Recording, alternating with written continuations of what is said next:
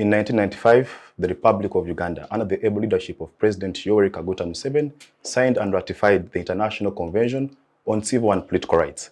Well, many years down the road, and as we move towards marking and celebrating 60 years of independence, we convene to discuss and perhaps to evaluate the gains and challenges made after that particular ratification, but also the challenges that we have also registered in the same regard.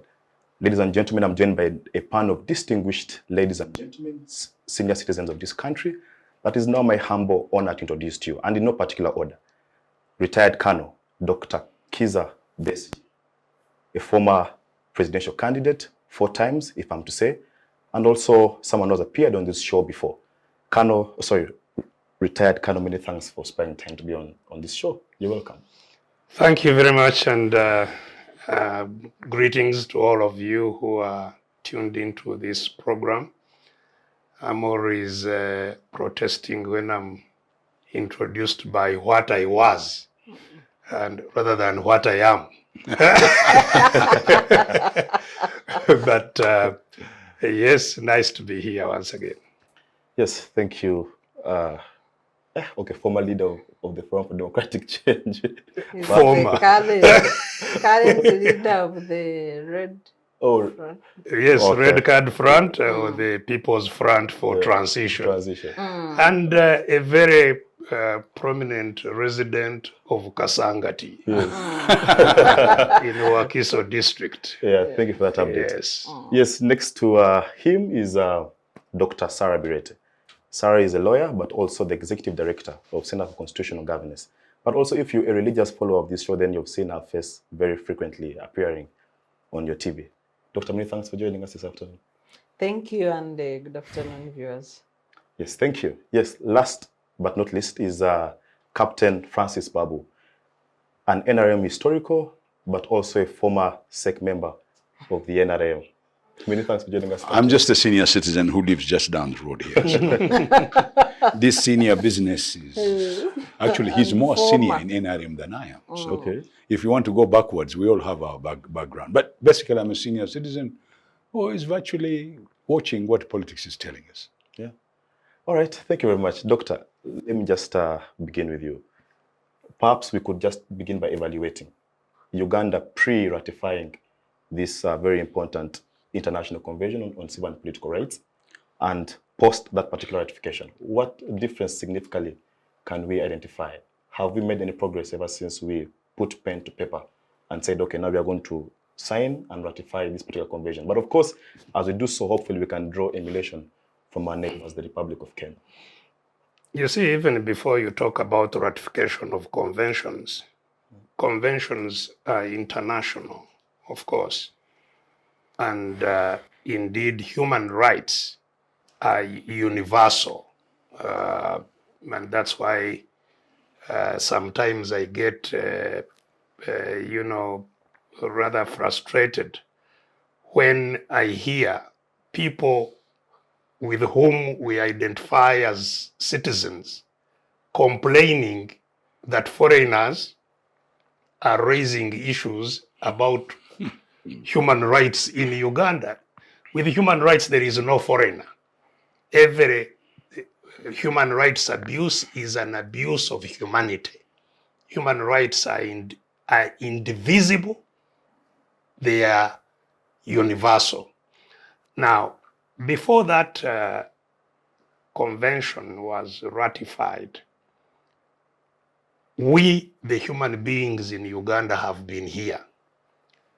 And we have been aspiring, working hard, fighting even to have rights as citizens, as people of this country.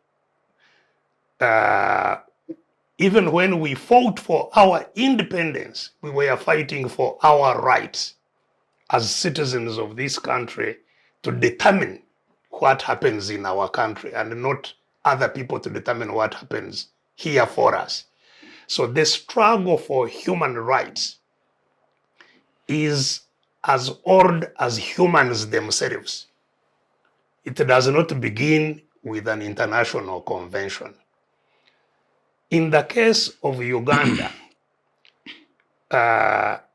which of course has had very, very serious human rights problems, especially if we limit the period to that after independence, what was supposed to be Ugandans now being in charge of their own affairs in 1962. Since 1962, this country has had huge challenges of human rights. And as a result of that, there has been an intense struggle for rights in Uganda long before what you are talking about, the ratification. Of course, even for the international conventions, there were other international conventions before the one that you are referring to. So the abuse of human rights in Uganda has nothing to do with the legal framework in the country, because our constitution, right from 1962, provided for the respect, the promotion of rights, the whole range of rights. So the heinous crimes that have been committed, the kinds of human rights, humongous human rights abuses that have taken place in Uganda since 1962 were not because of the absence of a legal framework. And so even before we talk about respecting conventions that are beyond our borders, we have had conventions within our borders that we have made for ourselves, but that we have gone ahead and violated at a scale that has caused concern all over the world. In fact, when you go anywhere in the world and talk about coming from Uganda, we are noted by the publication of our country through abuse of rights. Say, oh, Idi Amin, oh, we are noted for the violation of rights. Not because there were no laws, there were laws, comprehensive laws for the protection of rights. So why has there been complete disregard of the laws, including the ratified international conventions? I think that is where our country needs to focus. Why don't we consider our own citizens, somebody next to you, as having equal rights and therefore entitled even to equal opportunities as yourself? And this is, I think, something that is historical and which will not be rectified without visiting that history of injustice, where the powerful dominate the others. So who controls power determines who has rights. If citizens had power in their country, they would have rights. When citizens lose power of citizenship, of ownership, of sovereignty, then they can be treated by those who have power as slaves, as anything that those who have power want to treat them as. They have no say. So this will be traced back to the whole colonization process. Even before colonization, there were our own struggles for justice, but the contemporary abuse of rights can be traced back to colonial advent, when the Europeans took over control of all our polities, the nations, and we were different nations. What is now Uganda were different nations, nation states, Buganda was a nation state. Bunyoro was a nation state. Ankole was a nation state. These nation states were forcefully broken. Subjugated. And a new state created, not by the people of these states, but by somebody who, by force of arms, had taken control over all these states. And as you remember, the leaders of some of these states were actually even taken and exiled. Yes. And died. Somewhere outside Uganda. What was Uganda?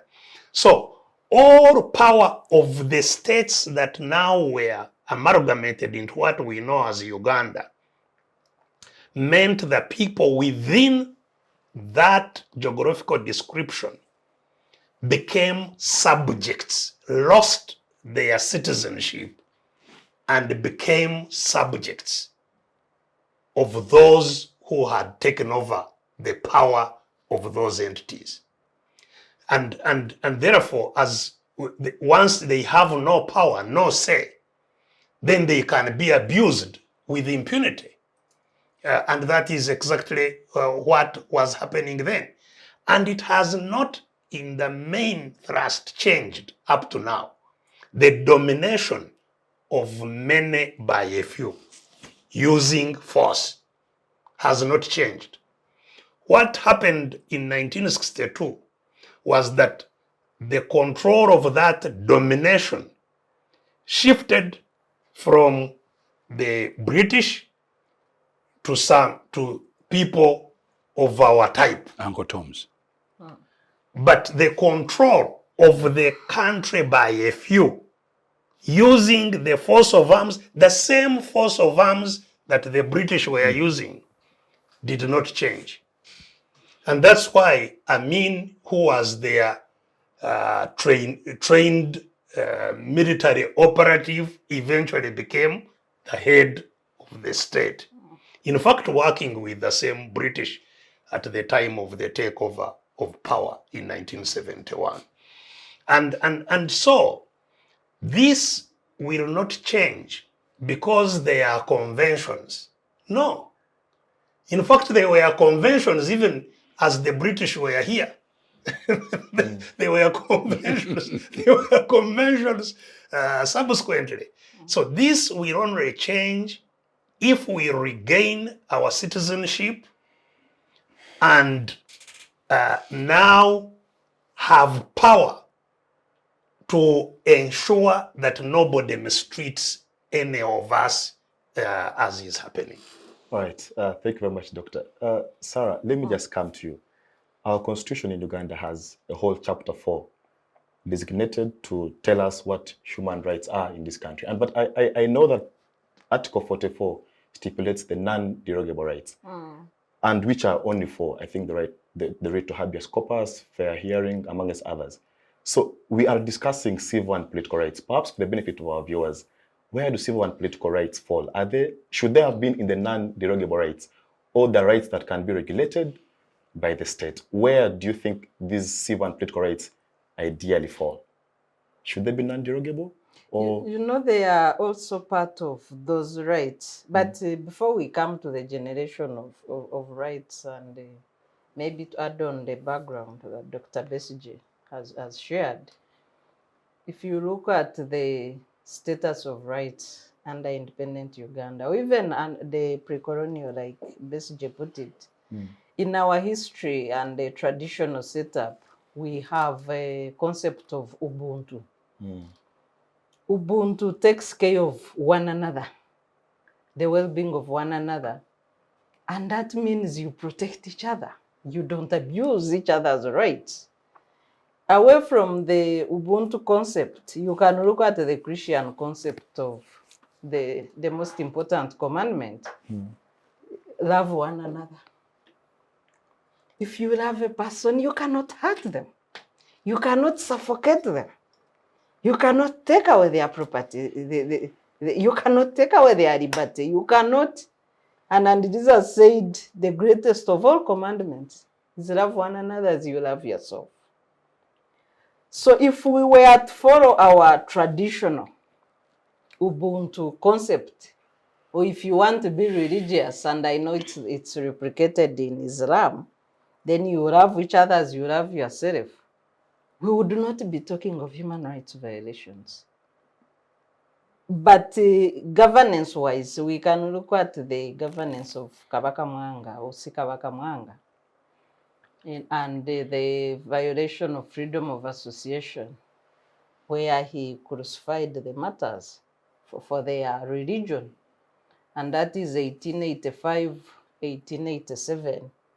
And I think that's where the open abuse of freedom of association and freedom of religion is really highlighted in Uganda's history. From that, those brutal acts of Sekabaka Mwanga and the freedom of association and what we now celebrate as Martyrs' Day, we usually forget to connect the politics. That was freedom of association, expression, and assembly. Freedom of conscience, freedom of worship. That is Article 29 of the Constitution. But if you look at Article 29 of the Constitution today, it is the most abused under the current regime. It is the biggest victim. The biggest victim of suffocation of civil and political rights is on freedom of assembly, freedom of association, freedom of expression, conscience, and religion.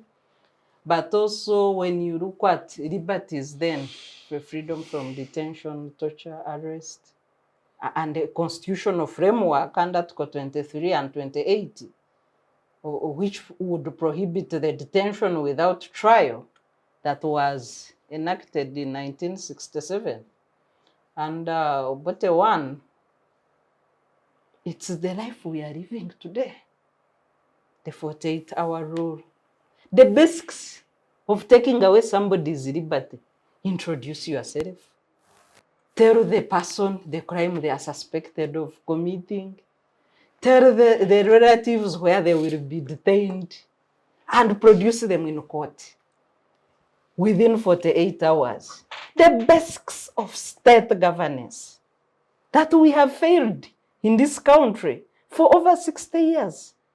We have periods where Uganda is ranked as partially free. If you go to the modern ranking of World Press Freedom, World Freedom Day, World Freedom Ranking, we have periods where Uganda is ranked 1962, 66, partly free. We have not free. The biggest ranking Uganda has attained over the 60 years of independence is not free. And that is our current ranking today in red, not free, by World Freedom House. If you go to the Freedom of Association Index, same thing. Uganda is in red, not free. That red, not free, we have only attained it under President Idi Amin and President Museveni. So President Museveni has periods where Uganda is partly free, 86, 87 to 91. 91, and I don't know, but since I have the people who were actors, I don't know, I don't know what exactly was happening. Then in 91, it again goes back partly free. But mainly because of we go to the war in northern Uganda, partly free, partly free. Then 2014, we go back, not free. 2014, we have had partly free only twice. The ranking is per year. The rest is not free, not free, not free. That is the character of Uganda in the eyes of the world. So for me, the biggest issues that I would like to, maybe for the viewers to know, at least out of the benefit of the historical brains in the house today, is what is it that we are failing to get right as a country when it comes to personal liberties? Personal liberties to associate, personal liberties to be free, personal liberties for protection of property, personal liberties for a child to be born in Uganda and grow up the way they should grow up. What is the problem? Because these are the civil and political rights. We have even agri instances of child sacrifice. We have child labor. We have torture of children. So even away from the state, us as human beings, because the most of child violence and sexual gender-based violence, it is person to person. There is no state within. But we also know that violence, it begets violence. So is this the character of the state that produces a violent personality? What is the problem? All right. Thank you very much, Dr. Captain. Let me just come to you. Then the NRM regime accepted and, for example, ratified civil and political rights in Uganda. And I believe you went ahead to have legal regimes like opening up the political space in 2005. Whether that was as a result of domestic or international pressure, perhaps you will tell us. But, and then you went ahead to open up the multi-party dispensation where there is free competition and free association. But the allegations that are being made by our two colleagues here is that they have continuously witnessed political persecutions where we have political prisoners being held incommunicado.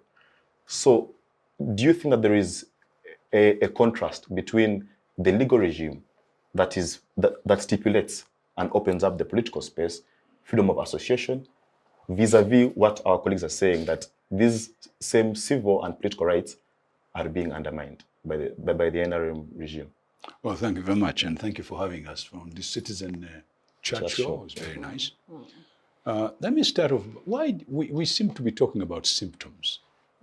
What you're talking about are symptoms of something that went wrong a long time ago. And a lot of our people, and I basically tried to get there, but he did not expound it. We have never been a country to begin with. We are not a country. We're a contraption of what the British wanted in Berlin. Came up here, got our nations and put them together. They never respected our culture. They never respected us. They came here and formed something you call Uganda. And even the political parties that started in the 1950s came with an idea of a unitary system. They came to fight the kingdoms. So the political parties were based on the European concept, which they did not understand either, because most of them were formed on religious basis and they are formed on tribal basis, and they were never really parties. Even today, the parties we have, some of them are formed to fight, revolutionary parties and so on and so forth. Let us go back and look at Ugandans before the colonialists came. They had kingdoms. Kingdoms was a model of governance. I remember one of the so-called explorer said he was surprised to meet such a kingdom in the heart of Africa. There was a set of leadership. They had their culture. That culture entailed certain unwritten laws. There was an unwritten constitution, which the British, unlike us, maintained theirs, but came and destroyed ours. We never really got anything out of that unwritten constitution, which came out of our culture. What you're now talking about is European culture. When they wrote the American Declaration of Freedom, when they wrote the Federalist Papers, if you know about, they were written by about 4 people. Most of them went to Europe to get most of this information. What is even more interesting, they adopted something called federal, which came out of Indian states. The Iroquois Empire in the New England area had these chiefdoms of Indians. They were called Iroquois, and they had a paramount, if you like, king. And they had that state where they worked together, and that's where the federal system came from. Again, they copied that one. They copied the British cultural system. They went to France. They got the same. So when you hear that Kabaka Mwanga did something, what Kabaka Mwanga did here, the French did in the French Revolution. They were cutting people's heads off. They cut off a king's head in Britain. This was normal at the time. Now, once you have understood that what you call human rights today, came out of their culture, not ours. Came out of their culture. For example, the British would remove his hat when there was a woman around, which the African doesn't do. It's part of their culture. They'll put a woman first, and so on. So these are things we must now start to find. Where did these human rights we talk about come from? And do the people talking about these human rights actually follow those human rights? Let's start with the Americans. Do they follow those human rights? What have they done in Afghanistan, Iraq, Libya, and so on and so forth? What did the British do when they came to Africa? What did the Germans do with the Fazenda in Tanganyika? What did the British do in Kenya when they took all the land and gave it to a man called Lord Delamere? So we've got to really go back to be able to understand what we're talking about. And I contend, and I would like everybody here to understand, the human rights we're talking about are not our human rights. They did not develop from us. So therefore we don't understand them. So some of our leaders really are just puppets to other people's views. So let us go back. Did Africans, before the white man came here, have a culture where they accommodated each other before they were interrupted in their differences? They had differences, of course. There was a war between Bunyoro and Uganda. There was wars between this kingdom and that kingdom. The son of the king of Bunyoro was a king, have formed a kingdom here and there. They had their own system which was going on, and it was developing as it was going on. What the British did when they came here, they emphasized those differences. So we started the divide and rule method. Not only that, religion came, created another division. We had religious wars in this country, by the way. And those, to me, they violated the human rights. We went further. Those parties you're talking about also violated our human rights because the people who were in them did not understand. The system they were developing was not ours. So I go back to the average person today. Let's take Uganda and break it down. What was it? And I'm very grateful that Kano talked about it. Buganda, Bunyoro. Bunyoro was actually the paramount kingdom before the British destroyed it. And the man fought back, took him in exile, and killed him there. And then you had the Toro, you had Bunyoro. You had one in Congo. By the way, if you follow Congo very well, Eastern Congo, all the way down to Lake Tanganyika, a place called Kalemi, they had kingdoms, including Rwanda, including the one in Bukoba. Those were all part of the Bunyoro kingdom. In other words, we had a system. Now, can we have human rights? Yes, we can. But not by signing people's conventions. It's good. They sound very nice. They are good for legal jargons and so on and so forth. But do we really sign something we are able to implement? Okay, the Captain. answer is no. That's what I'm trying to tell you. And that's where the problem is. We sign things and we cannot put them into implementation. We now follow the book, because I've been reading a lot of political books. There's a political book which says you should use force to rule the people. The others, you should use democracy. All these are there. So our people choose the one where they have to use the imperative, the force, where they have to make you go to their will. But who are these people also? Also examine the kind of people you're talking about. What is their background? All these things have to come together. Now, for me, I agree. There is a lack of human rights in the country. But how do we get it back so that we have human rights that we all understand, including the man right there at the bottom in the street? Does he understand the human rights? Can he accommodate his neighbor? These are the kind of things that we have now to start asking ourselves. And I'm saying, yes, we can get them. It can be done. But you need people who have got a mind that thinks about cultivating or inculcating human rights in the people. And then come to your conventions. They are very good. They sound beautiful. I've read the Declaration of Human Rights, the Universal Declaration. These are fantastic.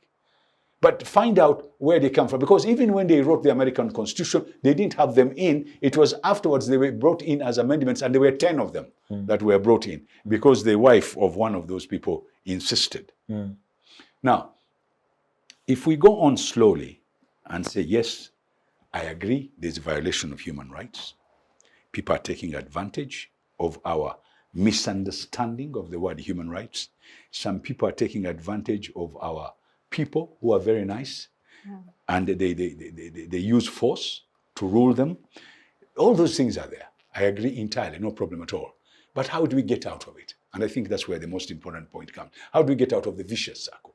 It's not with conventions and what they signed and what, no. It's by the people themselves understanding what human rights are. The people themselves. Not the convention written, not what you signed when you joined the United Nations on the 25th of October 1962. Automatically, when you signed that paper, you signed the Universal Declaration of Human Rights. No, that is since we signed it on the 25th of October 1962. Has any of our government followed those declarations of human rights? The answer is no. So Uganda has had an upheaval. In fact, by the way, Uganda is a very good example of a failed state, in my opinion, especially on the human rights level. We completely failed. And nobody can convince me that it can be done by quoting those laws. No. Okay. It has to go back to the people and get the people to cultivate it. He's sort of losing me. First of all, he seems to, Captain Babu seems to argue that the problem we have is because the human part of the problem maybe is because we have human rights that are foreign manufactured and more or less imposed on us, who do not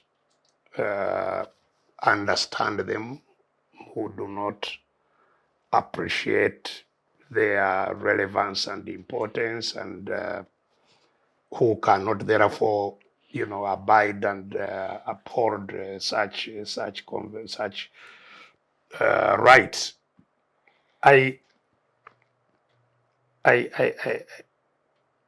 Yes, you see the whole, as Sarah here was, I think, beginning to point out, rights have been sort of expanding. It's not a stationary place where you say what were rights 20 years ago are still seen in the same way. And that's why there are generations of rights. But you see, there are what we all agree as fundamental rights. And I don't know whether there are those fundamental rights which, regardless of whether they are, packaged as universal rights or whatever kind of document that is ratified, whether Captain Babu sees any of them as not indigenous to us, as foreign, a right to life, whether they were Bazungu or not. Life was, something that was to be upheld, was to be protected, was to be revered, and so the right to life cannot be said to be foreign or whatever, or even freedoms, to have the freedom to move, the freedom to, to do most of the basic freedoms that that are now enshrined in these documents. Before these documents were there, before the foreigners came, these were still rights that we ourselves enjoyed, aspired to, fought for.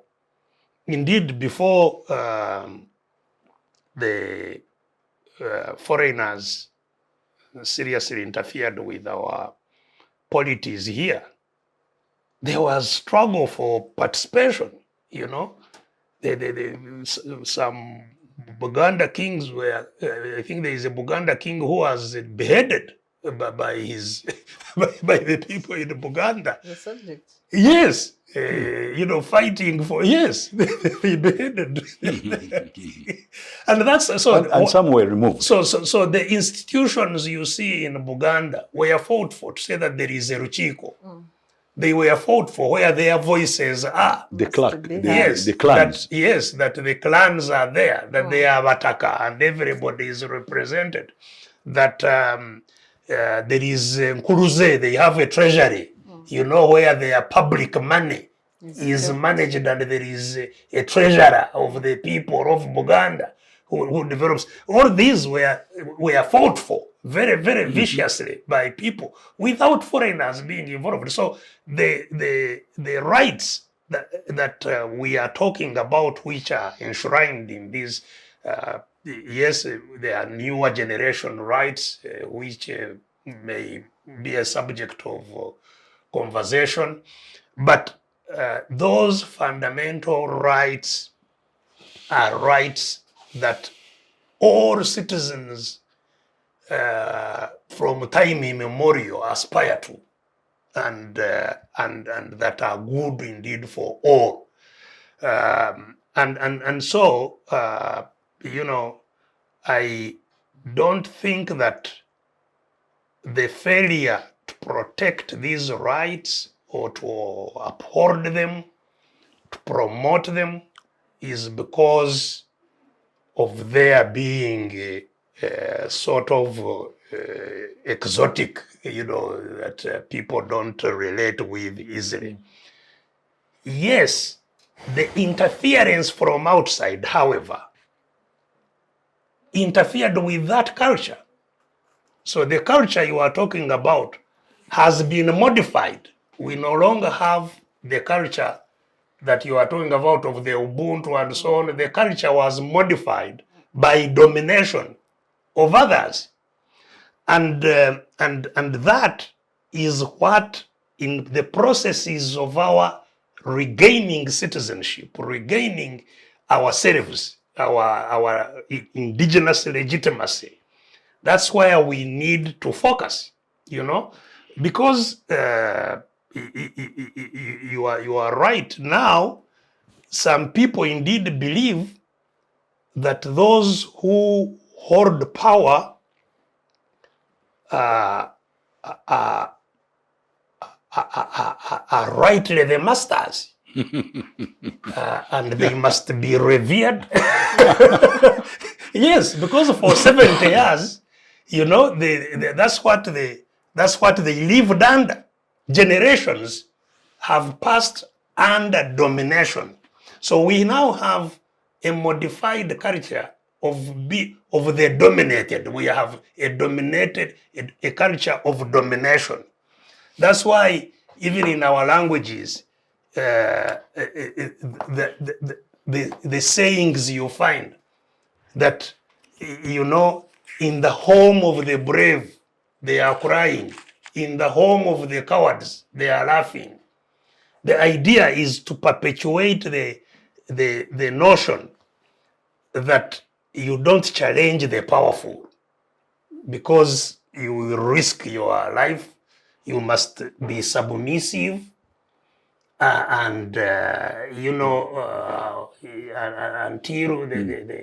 what is oppressing you somehow goes away. Yes. Take cover. Yes. So these are in our sayings. Of saying even the injustices may be God ordained or some things like that. So notions have been over the generations infused into our culture that undermine these inherent rights that we should be having. So, and that's where, if indeed that be the case, that's why it's vital in the processes. And when you see, when you ratify such a convention, it doesn't mean that you have the capacity at that stage to Domesticate.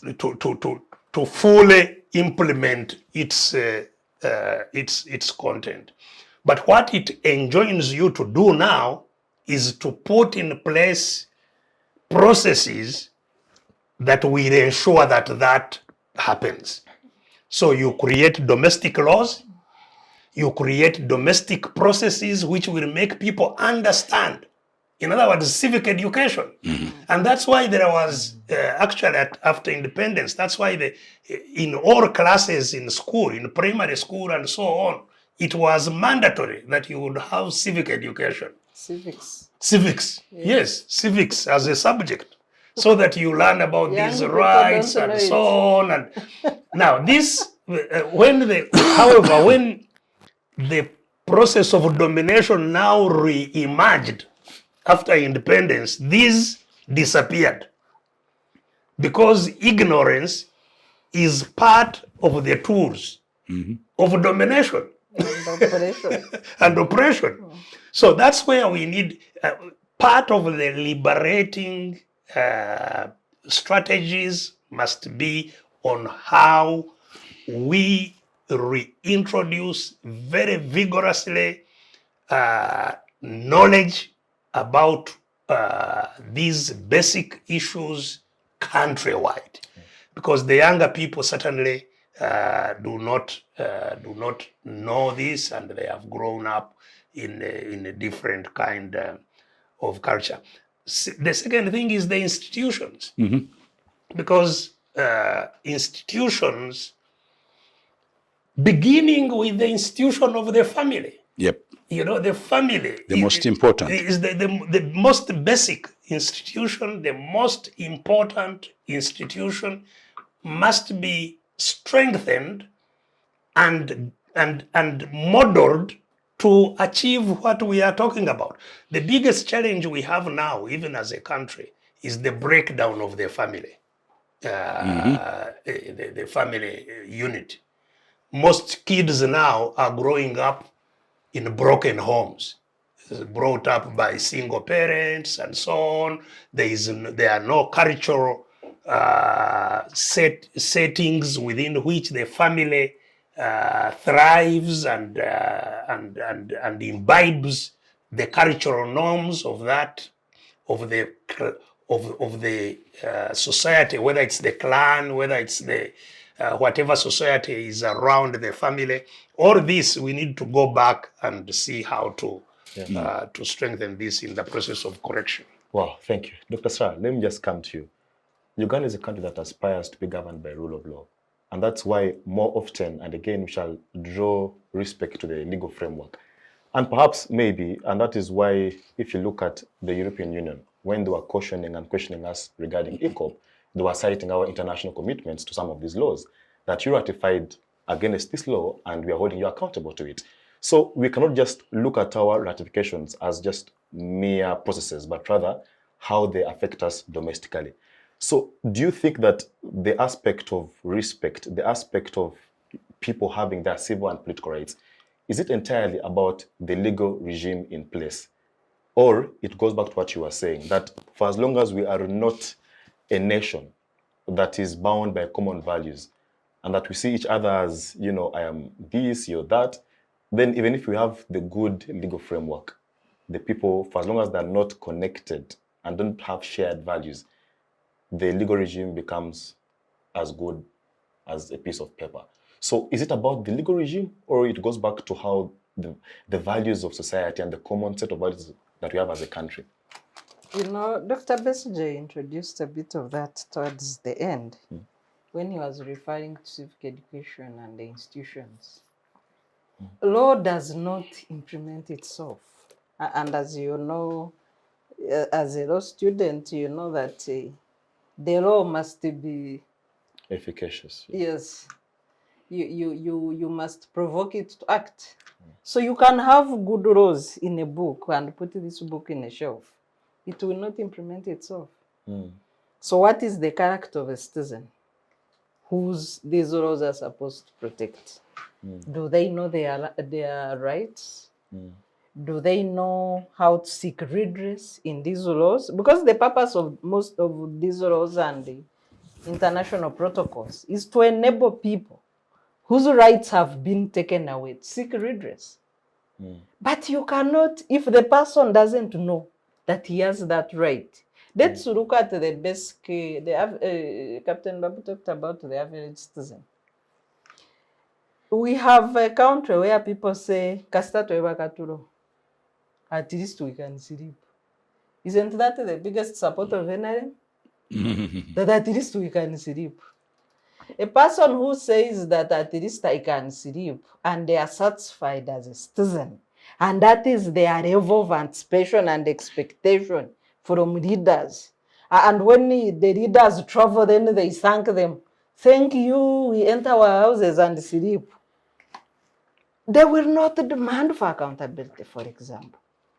They will not even question you on your conduct as you occupy the positions of power that you occupy, because they are satisfied that they can enter their houses and sleep thanks to you, not knowing that those are basic rights to property, to protection, to liberty, security in a nation. And when the basic foundation of the Universal Declaration on Human Rights is to say that every citizen in the world is born with these rights. The duty of the state is to create an enabling environment for the enjoyment of these rights. The biggest problem with our country, even in our constitution, where the constitution says regulate, people think regulate means power to prohibit. And that's where there is controversy. Regulate enjoyment. Go to laws like Public Order Management Act. Police thinks they have power to decide whether you should assemble or not. Not knowing that their purpose is to make sure you are secure as you assemble, as well as the person who does not want to assemble also to be secure and do what they want to do. That is, one would assume that that is common sense, but does it happen? No, you can't assemble. Yeah, but it's not because they don't know. It is deliberate. Yes. You can't assemble, you can't. Even under ECOP that you are quoting, under ECOP, people who support the position of government to denounce EU are free to petition, and they have been escorted with convoys to the EU office. Those who support the resolution of EU Parliament, we are still trying to trace the 9 students that were detained. They were remanded. They were remanded. They were remanded. So They were charged for being a nuisance. so long as you support the government, you have rights. Those who don't support the government, they have no rights. If you support any position of NRM, I remember the day when the Right Honorable Babu announced his candidature.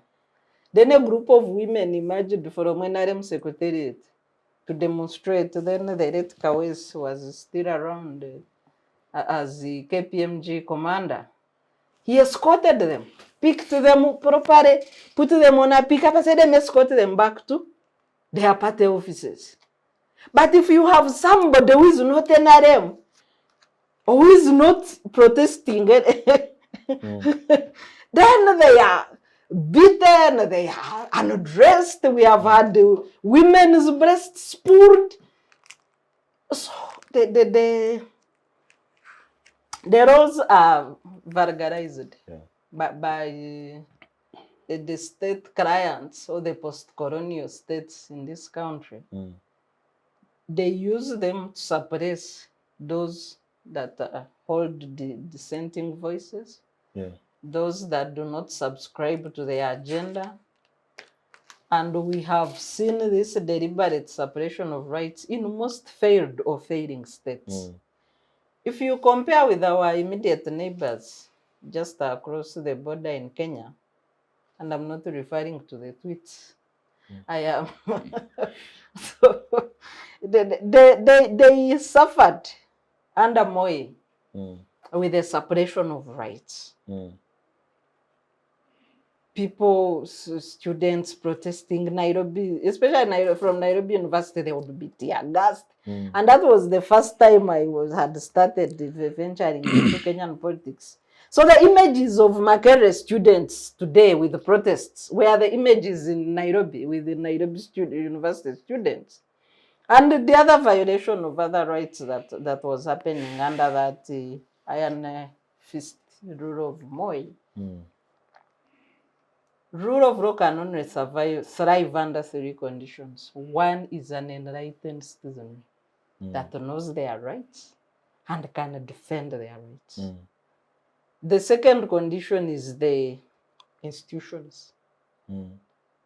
Independent institutions that can protect the rights of the people. The third element is respect for constitutionalism by the leaders. Our situation, I think, regards the constitution as a mere piece of paper. I don't think that mentality has changed. It has been pronounced on several occasions, and it's put in practice, yes, as a mere piece of paper. Okay, thank you, Captain. Let me just bring you in right there. You mentioned something to do with the 1976 American Declaration of Independence. 1776. 1776, rather. And the first line of that declaration is that all man is born equal. In your initial submissions, you say that Uganda is a failed state with regard to the respect for human rights. Yes. Where do you think we have gone wrong? Because I think we have met the legal framework. We have the laws in place. But what stops us from actually implementing these very good laws? You know, as someone who has been privileged to be part of the regime. I understand where you're coming from. But you know, Kizza just sounded very nice when he told you that this thing did not start now. It started with the colonialists. When the colonialists came here, they subjugated all our leadership.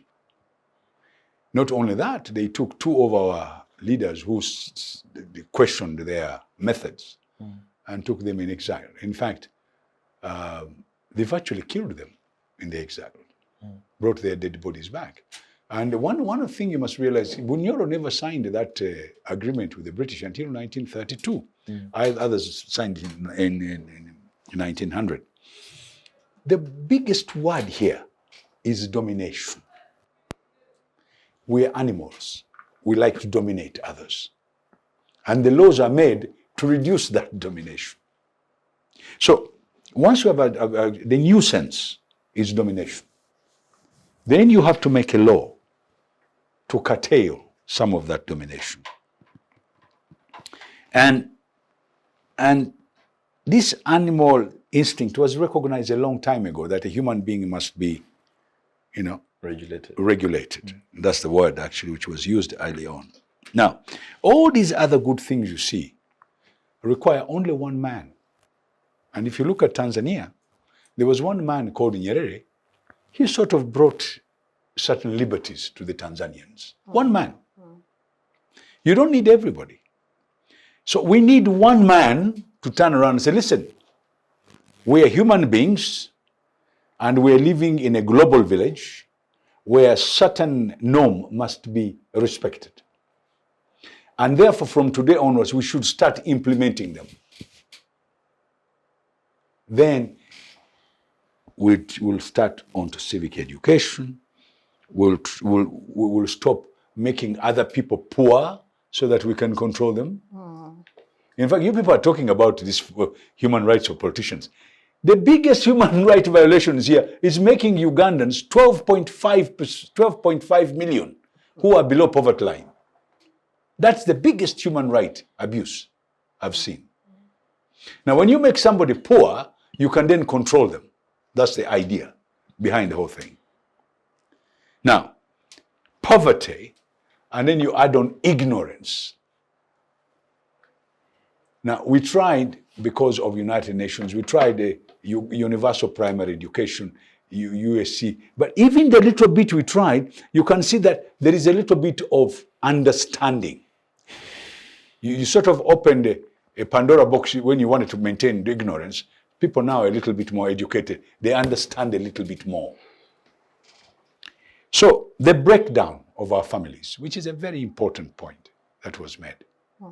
That is the unit we need to build. That one person I talked about can build that unit back and give it the respect it deserves.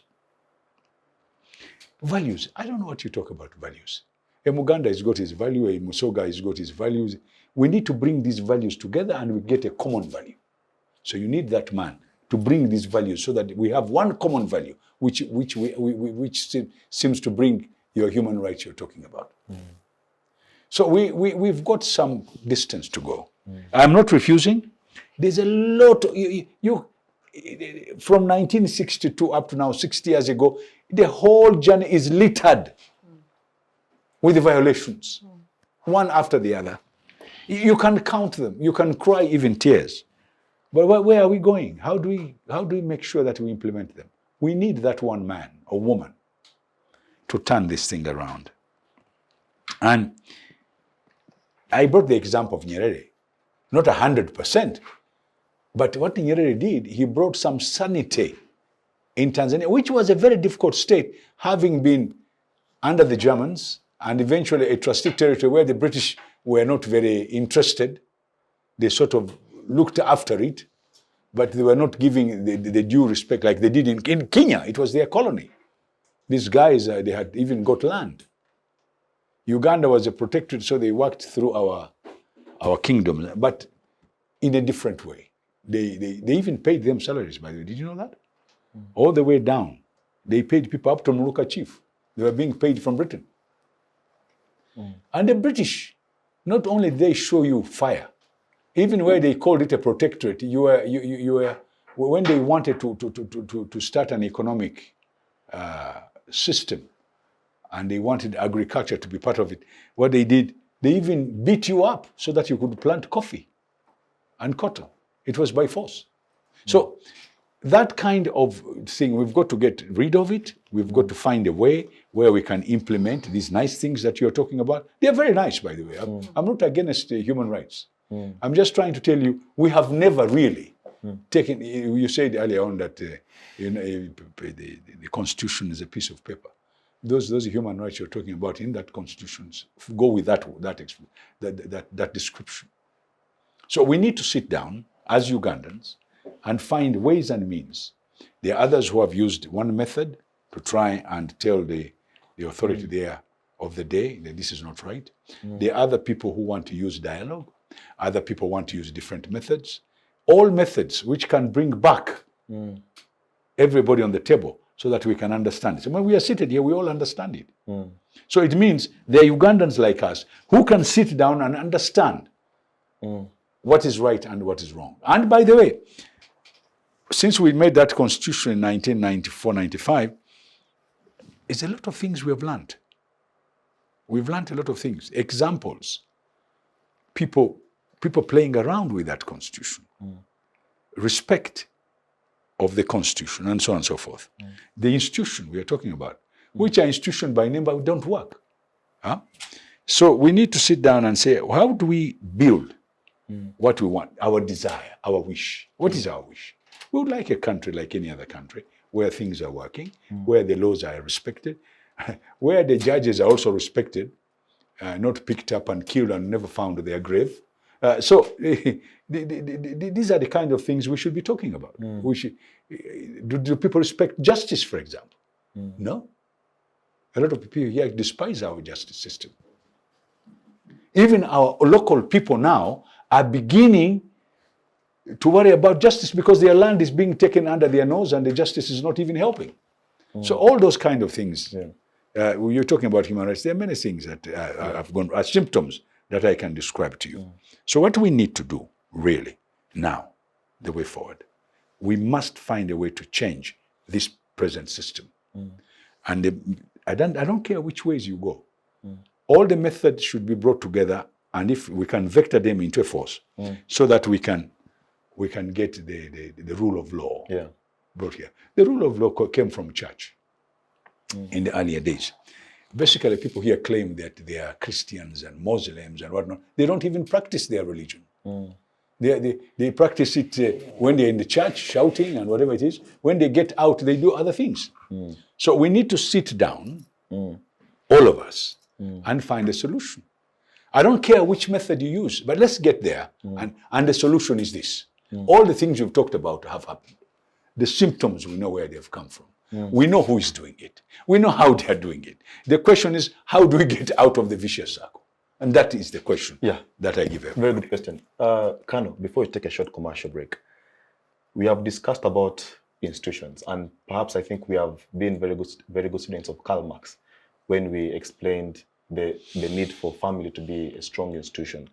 But I think let's focus more on the judiciary for now. You've come face to face with the judiciary on so many instances, but I want to just draw your attention to your 2011 presidential election petition, where the Supreme Court held that whereas there could have been certain irregularities, they were not enough to overturn an election. The same decision was 206? 201 and 206. Yes. The same decision was later upheld in the Amama presidential election petition that yes, whereas there were substantive irregularities, but not enough to overturn the election.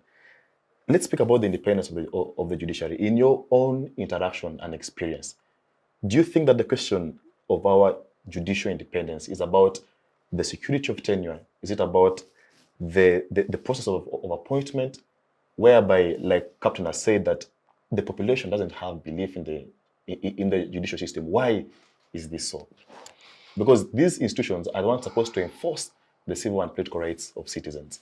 So if they don't have the independence, then...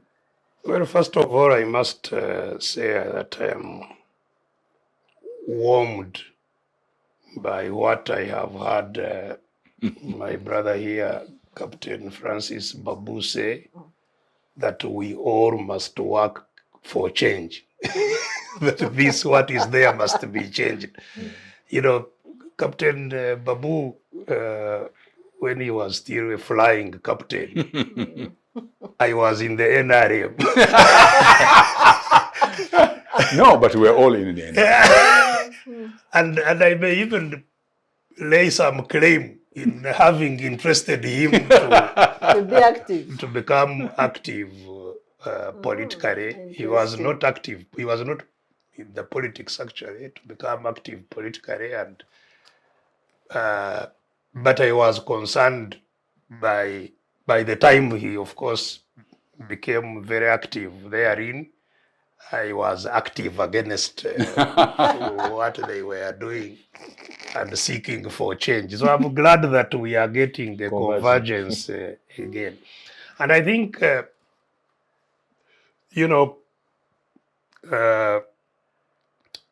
sooner or later, indeed, everybody will realize that there is something wrong, and that the source of what is wrong begins with political injustice. Because I had him also trying to say that, the biggest injustice is the economic injustice, the impoverishment of people and so on, which is very true. It's humiliating to see how, people live in humiliating circumstances, in their own country, because they simply don't have opportunities that they should have to lift themselves from the squalor that they live in. So economic injustice is humiliating, it's terrible, it's expanding. The social injustice, people who can't access education, who can't access health care, basic health care, which should be a right also, but others are accessing first-class health care at the expense of those who cannot access the basic one. They tax them and take the money to treat themselves abroad. When these ones can't just meet the basics. So all this social injustice, economic injustice, cultural injustice, whatever, environmental injustice that we are all suffering from now, begins with political injustice. You see, all these others are a consequence of political injustice, political domination, where others are excluded. where they have no voice, no say in what goes on. And their wealth, their energy and so on can be applied against their own interest. So the change that we must jointly work for starts with political change. It's the politics that direct. And that's why it's, I feel, rather frightened and frustrated when I hear people, some ostensibly, educated in high institutions of learning, say, you don't bring politics here. Me, I'm not. I don't want to be political. I'm not in politics. You may say so, and indeed you may want to avoid the politics, but politics will not avoid you. Because the moment you step in a shop to buy something, you are interfacing with politics. There is tax there on the goods you want to buy. If you want to go and get health care, you are interfacing with politics and so on. So everybody must focus on politics and the political change that we must all urgently procure. The change that must be procured. And that change, to my mind, is the change where we all have a say. That's where it begins, that we must all have a say as citizens. We must have equal say. And if you were talking about the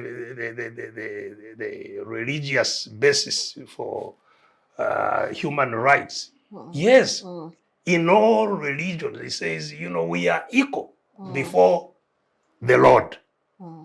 Before God, we are all equal. We are born equal. We are equal before God, and we must have the same voice. Whether you are rich, whether you are poor, whether you hold a gun, whether you hold a Bible, we must have the same voice.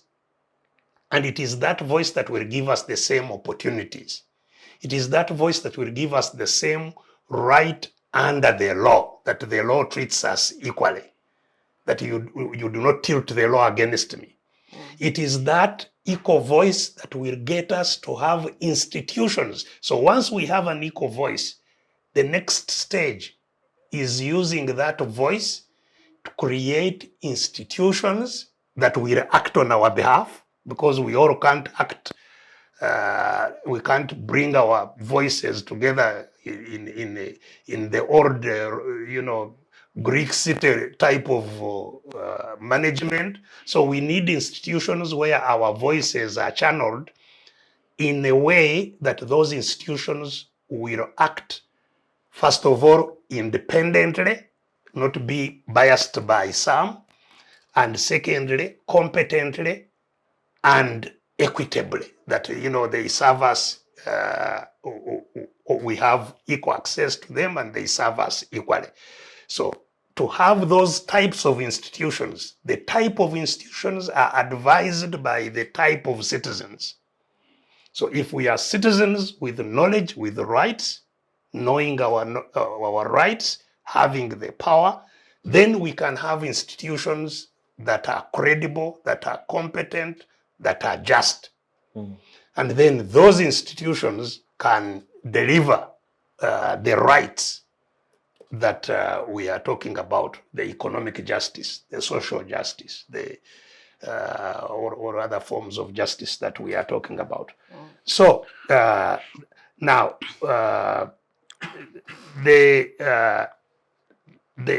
how do we get that equal voice? The starting point, I want to differ a little from what the Honorable Captain Babu has been saying. I don't think just dialogue will give us our voice back. Remember, our voice was forcefully, violently taken away and is being controlled as such. Now, this right is not a right to be given. Rights are not given. Rights are not granted. rights are supposed to be inherent from God. So, whom do we dialogue with to give us the rights? Do we dialogue with God? Whom do we dialogue with? Do we dialogue with that who has forcefully captured our rights and control them? And that we persuade him that you did the wrong thing. Please now, you see, it will also cause us a problem. You are taking all our money, you are taking all our land, you are taking all our education, giving it to only yourselves.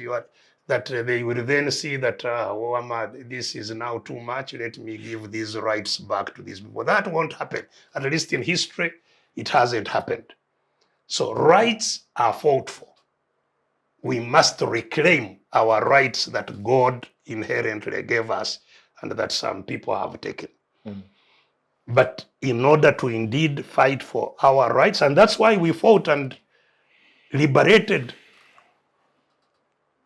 at least ourselves from foreign domination.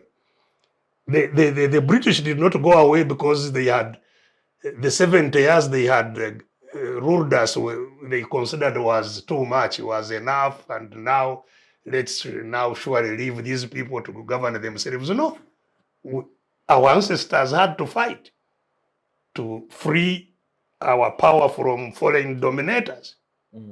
So we must do the same. We must coherently fight. And this is not a partisan struggle. That's why I am very warm to what Captain Babu was saying. It's not a struggle for blue or yellow or red or whatever, because we are all dominated. The economic injustice he's talking about is not partisan. Those who vote NRM are even The poorest. they are the most, the biggest victims of the injustice, When we go to the shop now, if sugar is 6,000, whether you go putting on yellow like a birga from head to toe, you'll still pay 6,000. So we must, this is not a partisan struggle. We must all unite and say we must have our rights back. And this is not a negotiable position. You who is holding our rights by force, you now must give up. We are not going to continue with this. And once we assert our will that way, it will be very easy for the ones who are controlling us, just like the British were. They realized that we were no longer going to be dominated the way they were dominating us. They had to look for ways of changing tactics and give us maybe independence and try to control us indirectly. So that's where we need to go. All right. Thank you very much. Let's take a short commercial break. To our viewers, we know that you have opinions, you have views, and the bar just below this YouTube channel is your place to share your views and opinions with us. If you agree with any of the panelists or disagree, give us that opinion on the chat box. But otherwise, take a short commercial break, have some cup of tea or water. See you briefly after. Thank you. The Citizens Chatroom happens every Friday at 2 p.m. on Civic Space TV Online on Facebook and YouTube. We invite you to be part of this conversation. Civic Space TV, freedom always. Yeah, thank you for keeping it with us. We'll be back from that short commercial break. We shall just dive straight to the point. Dr. Sarah, let me just begin with you. As we evaluate our gains and challenges post-independence, but whereas drawing more insight on our civic and political rights, Professor Evi Dicey one time said that any democratic country must be governed by the rule of law. Captain has made assertions that Uganda as it stands is under the mercies and whims of individuals and not of the law. Do you think that our civil and political rights in Uganda are not perpetually given to us, but they are given when someone maybe, or some people wake up on a good day, and then they're like, okay, have these rights. Then when it's a bad day, they are taken away. Where do we stand? What is our status? Is it according to individuals or something else? Man is born free. Fundamental rights are inherent. They are not granted by the state. So the state does not give, but a repressive state takes away people's rights. The reason these rights are documented and the history of rights has been shared, the reason they are documented is to make sure you have redress when they are taken away. But they are not given to us in form of documents. Be it the Universal Declaration of Human Rights, the Convention, UN Convention on Civil and Political Rights, Convention on Rights of Children. That's a guarantee that you can seek redress at several levels. And it's a commitment of states to protect rights. And but away from that, if you look at systematically at our independence, and I will not go by very right, the pre-colonial era, the colonial era, being Anglican-driven because of Christianity and the rest, there were elements of suppressing the freedoms of Muslims. And if you go back to the history of Arab trade and the rest, you would see that even Islam had earlier penetrated the country through the Arab movement and trade. But the Christian domination then suppressed part of the rights of Muslims. I think that was the highlighted right that was suppressed under colonial administration in terms of freedom of worship. But there were challenges of trade, the trade rights and property rights. The part of the independence movement was the land movement. The land movement and the rights, especially in Uganda, the land that was taken was colonial land, crown land. Even the Wataka movement was basically driven by rights to land, and land reforms. So the biggest, the rights, the biggest claim to independence was through property rights. If you go to the labor movements, the involvement of the teachers, including Musas, who was a teacher, and others, part of the labor rights. And then they move, because again they are politically controlled, like Dr. Besigye has said. And maybe you can use the Kwame Nkrumah statement, seek ye right, the political kingdom. And then the rest shall be added, because the leadership determines now the enjoyment, either facilitates or suppresses the enjoyment of rights. And and most of the political, by the way, most of the political movements are driven by the economic needs. And that's why when you see a leadership that entrenches poverty, and if you use the Nelson Mandela statement on poverty, poverty dehumanizes people. It creates, it mobilizes people to remove you. If people get enough of that poverty and suffering, they will fight you. So that's why you find that democracy facilitates the other economic and social progress of a country and the social transformation of nations. Because when you rule people badly, imagine if the 12.5 million Ugandans stuck in poverty said enough is enough and stayed on the streets. What do you do with them? They have nothing to lose. Some of them have no food. We are under double-digit inflation. Children are not going to school. Others are dying even for lack of Panadol. If they powered on the streets today, what do you do with them? Can't they overpower you?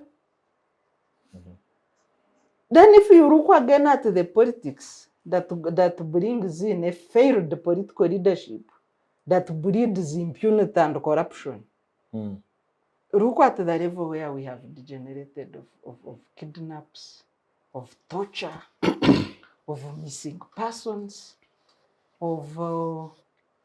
I know that the missing persons phenomenon has been highlighted now, but it started in 2001. The biggest under this regime and the constitution. I'm not saying that it did not happen before, but under the 1995 constitution, the regime agenda activists went missing. Some died in detention. Reform agenda, yes. Yes. They died in detention with the likes of Manenero. The others, then that's when now the issue, the reemergence of safe houses. Safe houses, missing persons, kidnaps, then stage-managed rebellions, and the rest of that. So I think the degeneration of rights under President Museveni started in 2001. Yeah, I remember the impunity in Mukono where some Lieutenant Colonel shot into Besigye, killing people, then Mengo. So that level of impunity. And if you assess, some people thought, the fundamental change slogan, the 10 points program, the fundamental change, where people had sort of built the consensus of never again should such things happen in Uganda. The spirit of the constitution, it had that element of never again. If you read the preamble, we, give ourselves this durable national constitution. It was like an acclamation of saying never again should we degenerate as a country. And I wish our seniors could tell us, then where did we go wrong? From that consensus of never again. Then what happened? All right, thank you. Captain, let me just come to you. Take it or leave it. If there's any country in the East African region that we emulate in terms of their progress regarding civil and political rights, it is the Republic of Kenya.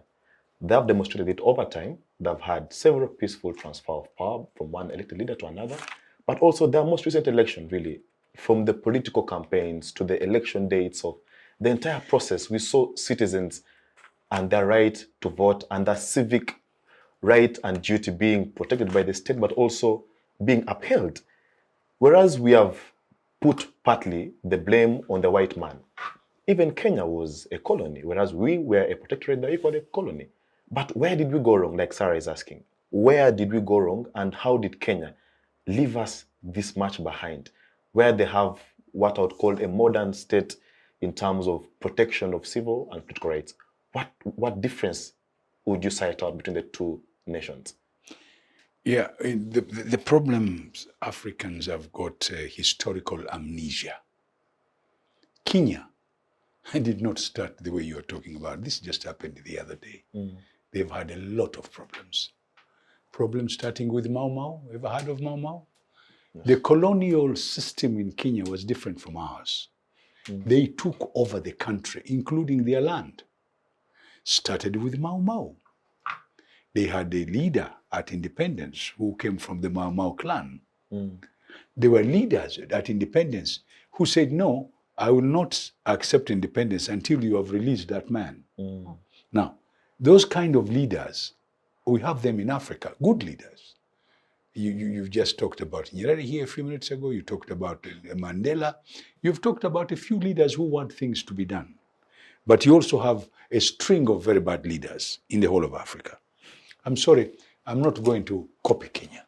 I'm going to wish them the best of luck. They've had their problems. Their problems are many. By the way, I think Kenya has been copying Uganda. It's just that we never put our thoughts, we never implemented them. Their devolution is our decentralization. There are a few things they want to do, the election, whatever it is, they copied from us, but they did it perfectly well. We've had very good elections here.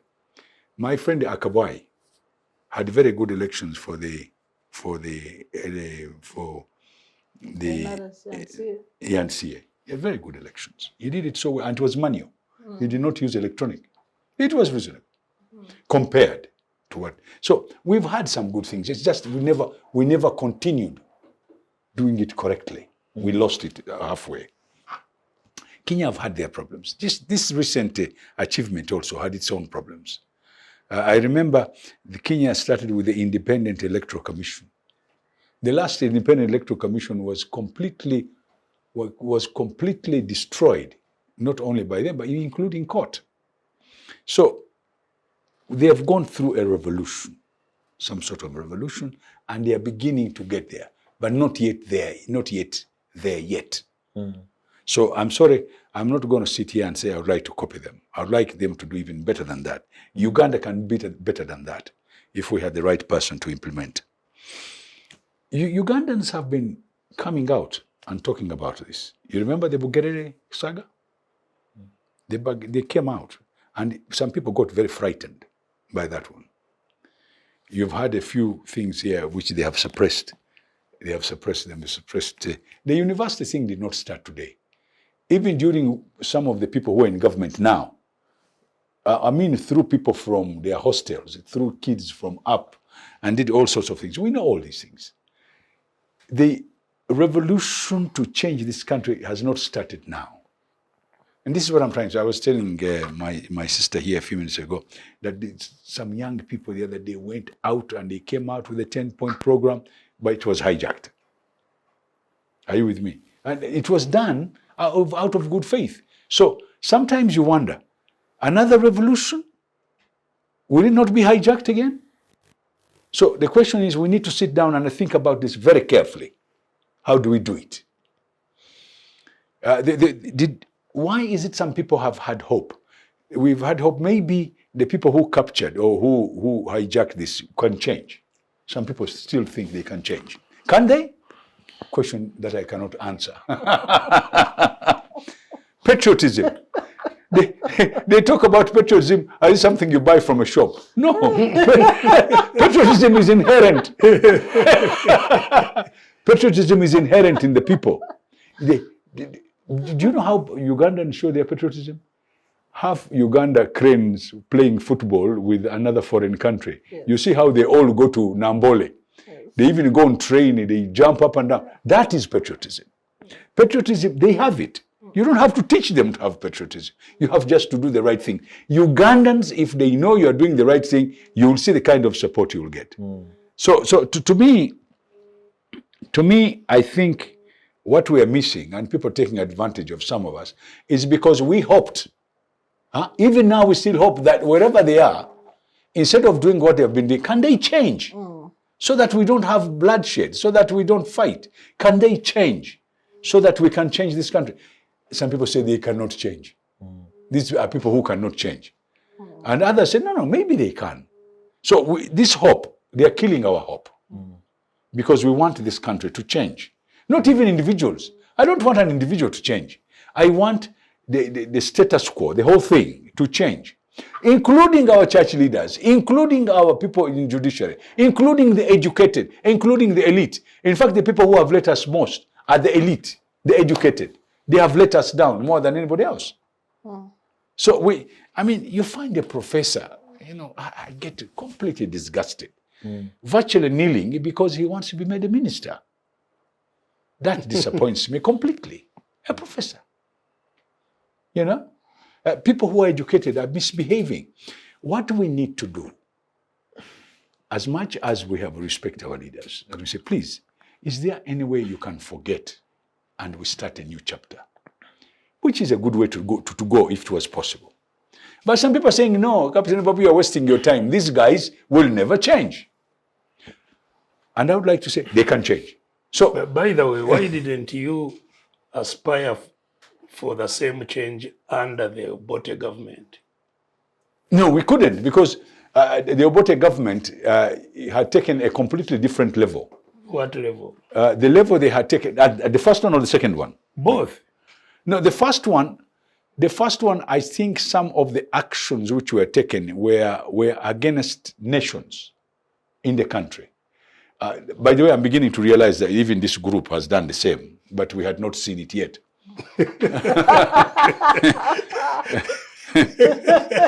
We had not. Those ones went against nations. Yes. So now that you've seen it, but you still believe you could talk to this one, you couldn't talk to the other one. Well, let me put it this way: when I see a man like an American having a dialogue with the people from Afghanistan, when I see some of you running and going and talking to Konyi, when I see a few guys talking to very nasty people, I sometimes wonder whether it can work or not. So dialogue, that is, we're talking about dialogue here. Now, what is the reason for that line? Very simple. Losing your own people. Some of these guys are so vicious that if you use a different method, your own people would actually suffer. And that's the reason why some people prefer the dialogue system. Now, the other system they have tried to use it. It has been suppressed viciously. So what are we remained with? I still insist that the people who are in power, the quicker they can change their stance, the better. If they don't change their stance, they themselves, without even Kizza Besigye, they themselves will have their own problems. You don't need Kizza Besigye for that, because they themselves will start having their own problems within the system. So it's, in my sincere opinion, I would like still, and I'm sorry, this is my view, the quicker some of these gentlemen, ladies and gentlemen, realize where the problem is, the better. All right. Thank you very much, Captain. Kano, let me come to you. Someone can argue and say that Ugandans have the right to vote, enshrined under Article 59, that of late and in the current status, so many NGOs have mushroomed, for example, CCG, that are doing work around governance and trying to civically awaken Ugandans.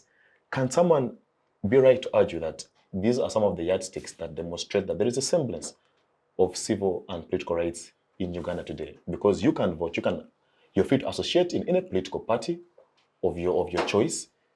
NGOs have mushroomed ever since, and they're doing work around trying to hold government accountable. Are those some of the yardsticks and tenets of a civically and politically progressing right society?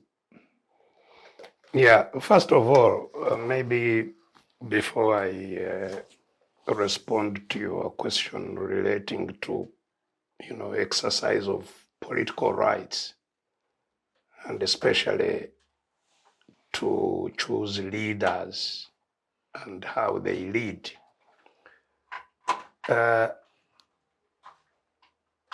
We are agreed that change is necessary, fortunately, at least the panelists you have here today. And there is now this persuasion about how the change itself is procured. You see, and one of the points that Captain Babu here has been underscoring is the need to have a good leader who then sets out to lead the change process, who sets out to generate a consensus in the country, to have common values, and to promote those values, and to build the good institutions that then provide the kind of services that will lead to a broad-based development of the country. And I'd like to only agree in part that the transition we are talking about from domination to development in freedom, where there is broad-based participation, yes, it will happen faster, better, with a good leader. A good leader here meaning one who inherently, by the leader's own beliefs and commitment, wants to see the common good promoted. That this is the leader's own will. Now, the trouble is and this, you know, is something that has been a subject of a lot of debate in our country. How do you know such a leader? How do you get such a leader? Is it just by chance that you know, this good leader happens to be and does the good thing for the country? Like he talked about some of the positive things, you know, the post-independence leader of Tanzania did. And that's where the challenge lies. First of all, you know, some of us who followed Mr. Museveni as a young person to eventually take office in Uganda, we believed he was a good man. You know, certainly he was saying all the right things. In fact, he was not just even saying, he was even doing at that time the right things. He was demonstrating how he is the most frugal, how he does not want to waste public money. You know, he was reputed to use the cheapest cups in his home, plastic cups. Chairs from you know, that's what he was talking about. The beds from... Yes, supporting, you know, local industry and local things. And, you know, so that was the Museveni we were following. We did not know that there was another one inside him.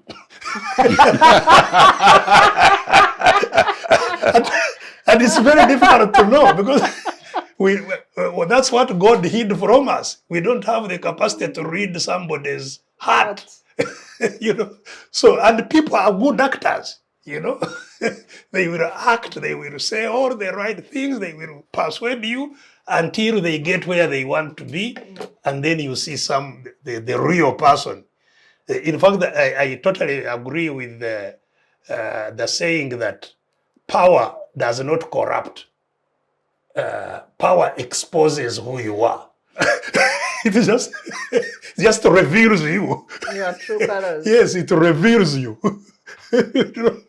And that's what we got with Museveni. So I have had even now people saying, you know, this one has integrity. Let's say we must look for a person of. You will not easily tell who is a person of integrity until they have power. But isn't that the reason? But when they have power, it is too late. The checks. This is what I'm saying. This is what I'm saying. So to rely on just, you know, saying this is a man of integrity, you'll never know unless he has been in power and you've tested that indeed, like we have said, Nyerere was a man of integrity. Yes. You can say after the fact. But as I have said, it is too late. By the time we realized that Museveni we thought was a man of integrity was actually the opposite. It was late. And that's why he has been lighting hair on our... Whoever realizes... Whoever he knows that this one has now really understood that I am terrible, he hunts for that one.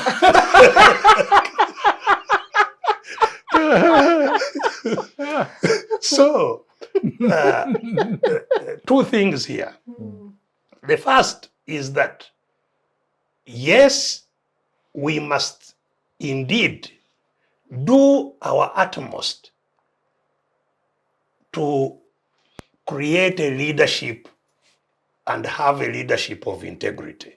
We should put in place, in motion, you know, all kinds of filters that can give us the best chance of somebody at least being with some integrity. But even more importantly is to make sure that we build the capacity that will eject promptly, effectively, anybody who falls short of the level of integrity and expectation of performance that we want. In other words, it should not just depend on the good person. No.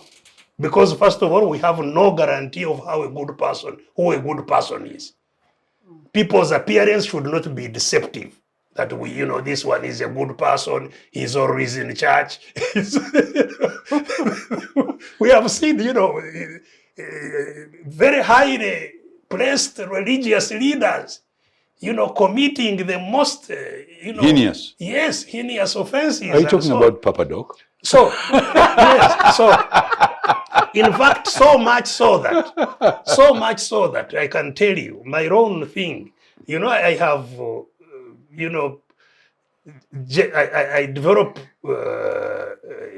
general views on certain people. Yeah. I've been complaining about the elites, Ugandan elites.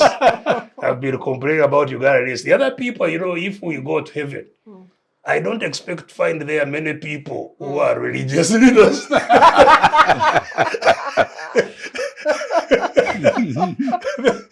Because I suspect that God will hold them in any case To to a higher standard than myself, because they are speaking on his behalf. They call themselves God of men, men of God.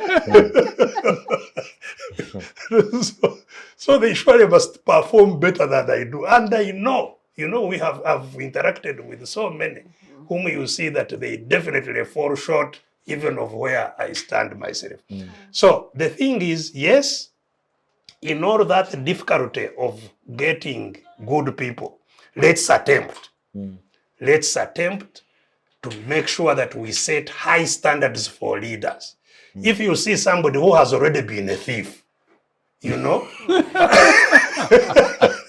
and you bring that person to office and he steals, you can't blame that person. You must blame yourself. So we must set high standards. And that's why, for me, the standards even we should set in the Constitution for leadership should not be academic standards.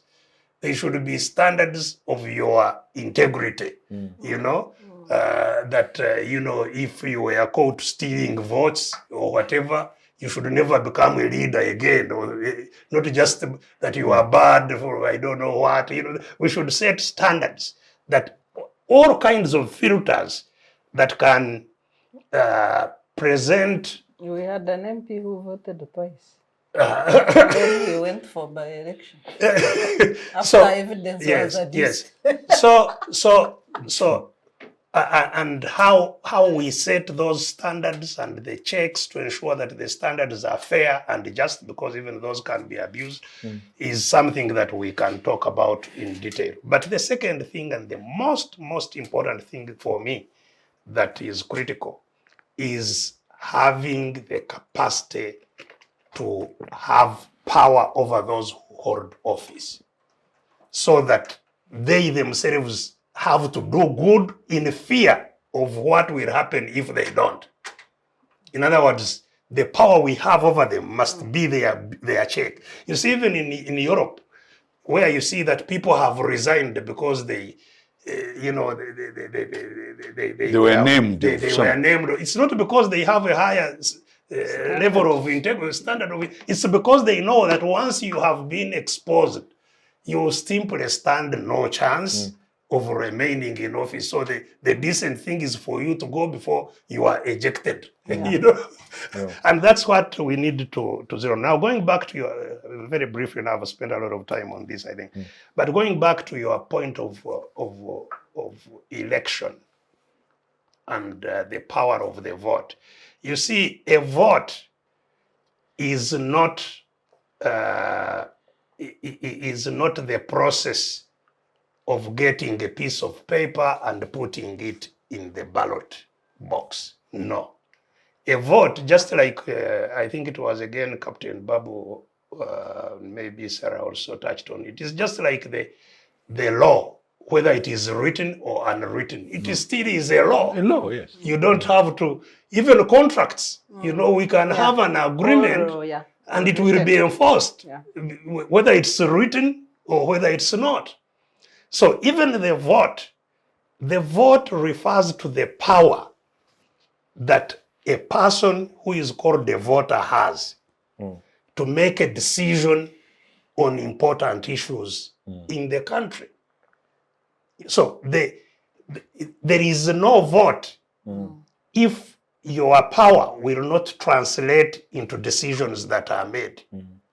In other words, and that's why if you listened to what I was saying in the campaign of 2016, in my campaign of 2016, I moved around the country telling the huge crowds that were gathering then that I had not come to ask them for a vote.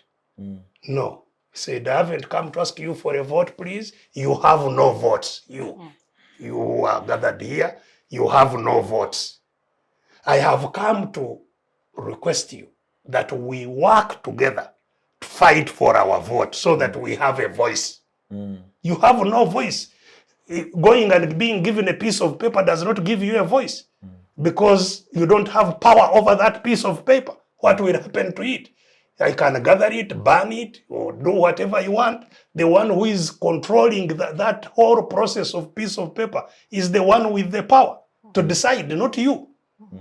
You know, and that's really what happens. People go and throw pieces of paper in the box, but they hear something else is being announced. So that is not a vote. We live under disenfranchisement. The disenfranchisement which was there under the British rule, who were for them, up front said you have no vote, and so you will not vote. We shall decree. We shall give you, or under Amin's rule. In 8 years of Idi Amin, there was no voting. There was no parliament. But he governed quite effectively and in fact took some of the most fundamental decisions that are supported by the country.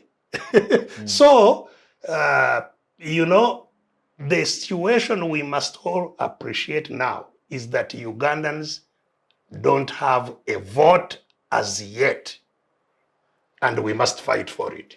Well, thank you, Colonel. Doctor, let me just come to you.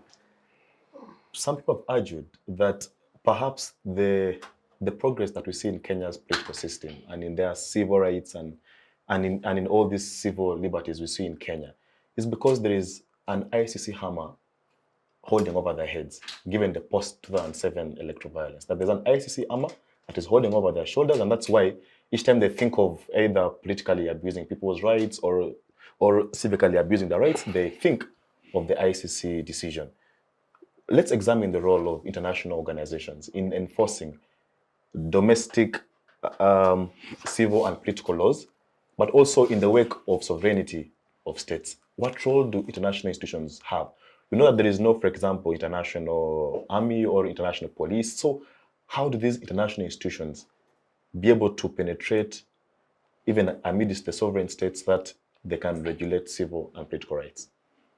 Well, I did my master's in international human rights, and I'm passionate about the relevance of international humanitarian tools in the protection of human rights. But if you look at the Kenya, or what we call the bloodbath of Kenya, the post-election violence of 2007, it had a foundation for it to be able to work as a deterrent. It had a foundation of a journey of building the civil rights movement in Kenya. If you look at the efforts of civil society, religious leaders, and the corporate entities, because in Kenya, political activism is not limited to political parties and civil organizations. You have the Royal Society of Kenya actually at the forefront of pushing for protection of civil and political rights, unlike our Royal Society here in Uganda, which is now almost as non-existent. But it's part of the problem. Like all other institutions here, frankly. It has also collapsed. But in Kenya, even when there were very big challenges with the Royal Society survived. It pushed, and more it pushed through, and it was able to, then civil society and political parties worked. But Kenya Royal Society has always been at the front line of protecting the fundamental rights of the people. It was a journey. Right at independence, they played a different role. Unlike Uganda, the actions of the Mau Mau, the actions of Mzee Jomo and the Jaramogi as the forefront leaders, together with others. Church and the rest, they were not alone, but they were the front line then. And they, at the time when they got independence, even with the challenges, I know that like Raila was arrested under Moi 2 times. One time, then he had enough and joined the Kanu. Yeah, as Secretary General. Yes. But there were limits of, they would keep going. And to me, I attribute that difference partly to their participation both at the political and economic front. When you look at because the two move together, when the politics and economics cannot be separated from each other. But in Kenya, the political actors are also active actors in the economy. Even when Mzee Jaramogi said, "Doc, I'm leaving," then he went into industrialization. And you have also Raila with an economic base that supports his political activism. So they don't necessarily join politics for money. Like in our situation where now money is a tool of operation. So in Kenya, you are, to some extent, money is not, you don't go throwing money at people, silence them and buy them off like a band of second-hand clothes, like what President Museveni is doing. There are things you can do in Uganda that are not applicable in Kenya. I know that currently they are making fun of us on Twitter as a meme country. But there are things really that you cannot do in Kenya because of the civil, the civic competence attained in, which is higher than ours. You have, they have more civic knowledge, but also the economic situation, they are not as poor, hungry. You know, here, you know, like when you visit a tourist area, the way we take bananas for monkeys, that is the way our checkbook politics is working. You throw money here, and then people forget everything else and grab the money. The way monkeys grab sweet bananas in forests, partly because of poverty, but secondly because of the difficult or toxic political climate that has pushed people, has dehumanized people. Because I think if you can buy my conscience with money, then I have lost my humanity as a person. I have nothing to stand for. If my conscience has a price, then there's nothing else that I stand for. And so we have this situation. I don't know whether it is the people with no values, with no conscience, because even if they didn't have money, are you the only one who is poor? Everybody else is poor. But they still have their respect as human beings. So when you reach that time to say that your conscience is for sale, I think it is something else. We need to build values as a society. In our constitution, I don't know how we miss the defining values. Although I know that writing them alone is not enough. But we do not have a value system in the country. We don't. Even it has, you know, degenerated to the level of recruitment, employment, even for skilled jobs like Uganda Airlines. Then you find that you even have zero standard for that, and whoever pleases your eye then should become. The chapter on objectives actually tries, but it's not direct. They are like national, they are principles. They did not go further to define values.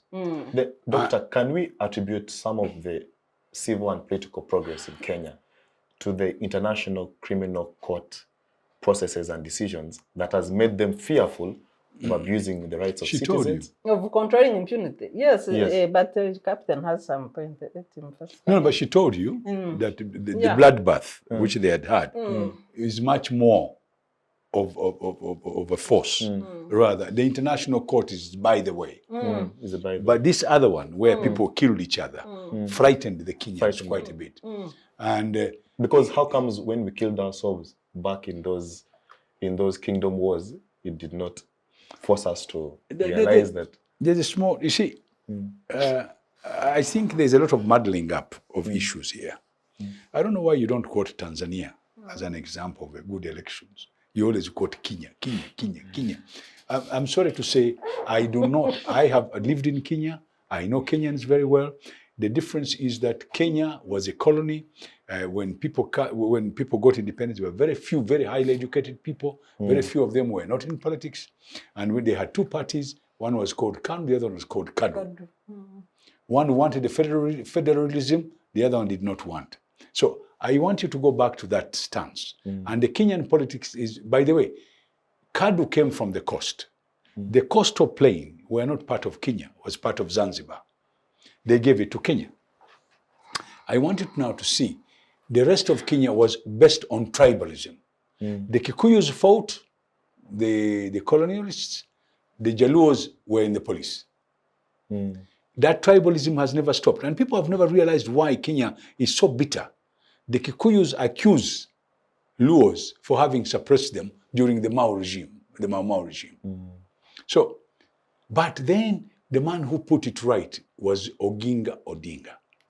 When he told the British, I cannot have independence until I have the people you've put in prison coming. Yeah, and then, Oginga. He then made the man who had been in prison, Kenyatta, to be the leader of his party, who was not part of KANU, because KANU was started by three people.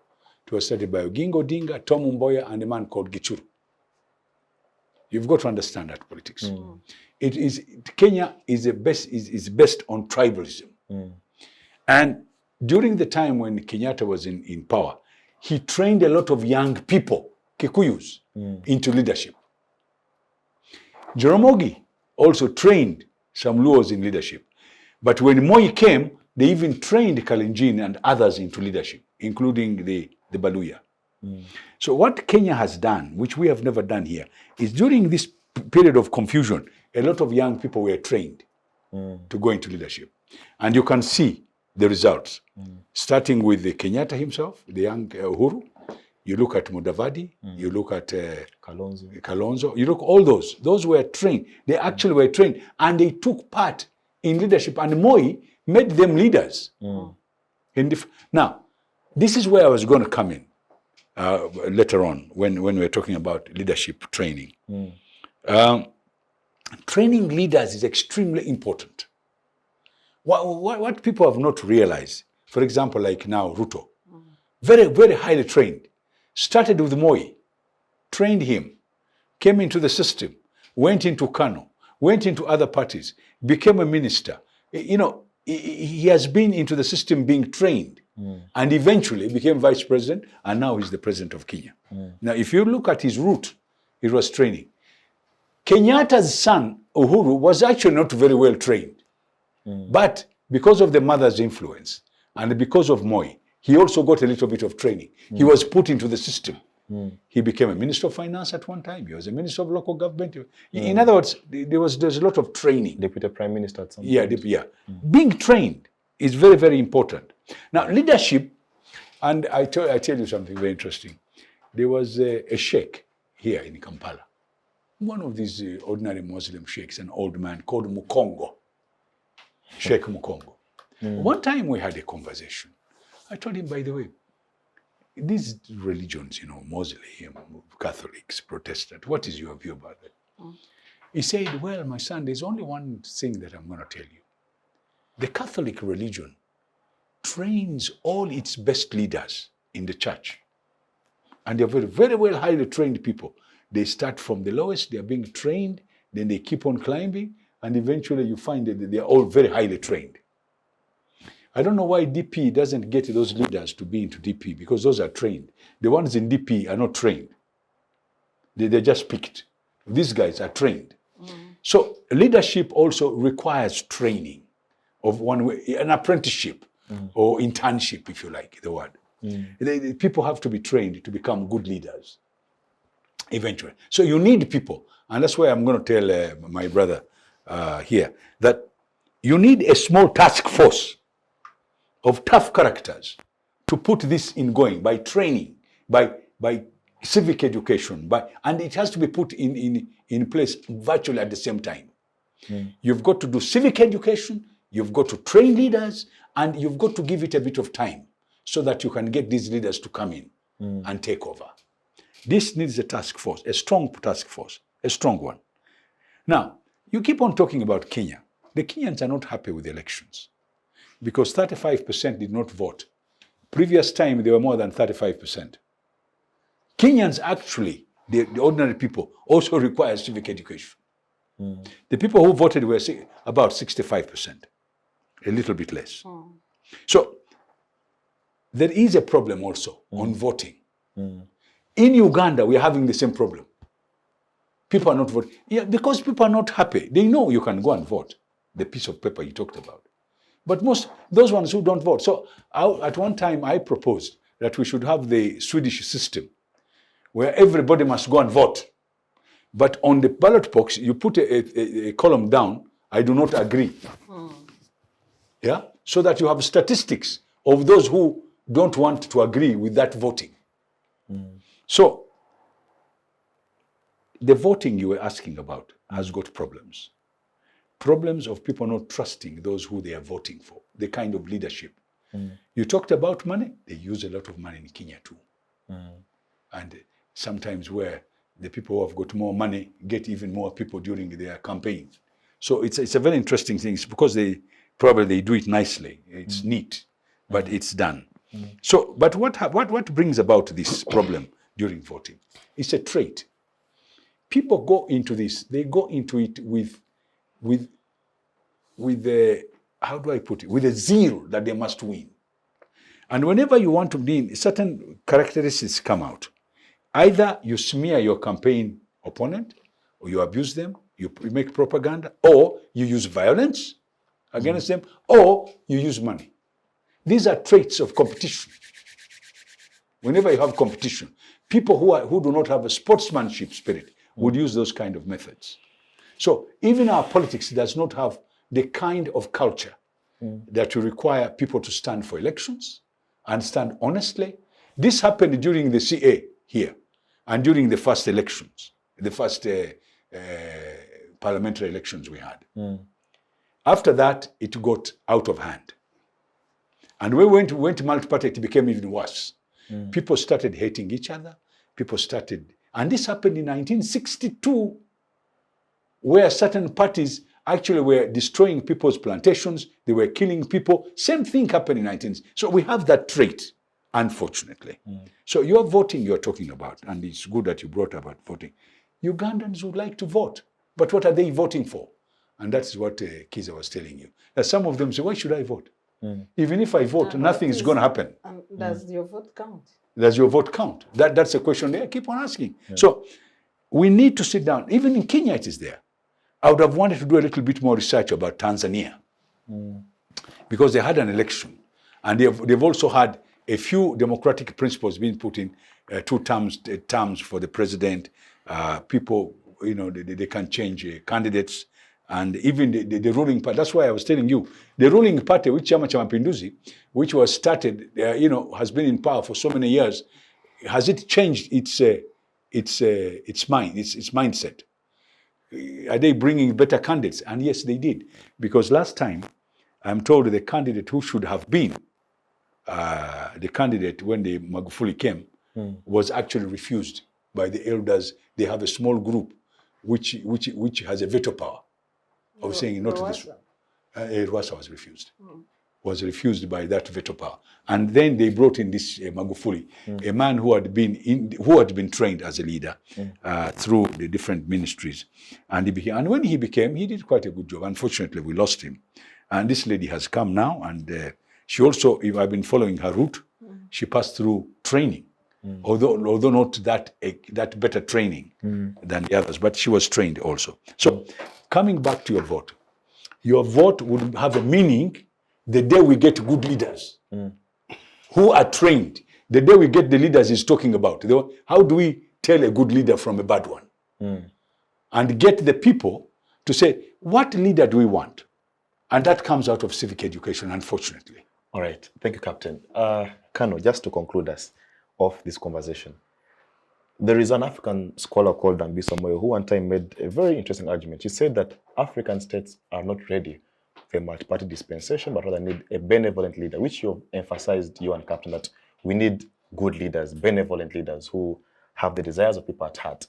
When you look at the circumstances under the 2000 referendum act that adopted the movement system or gave it more lifeline, you'd be conscious to say that we're Ugandans actually ready for a multi-party dispensation.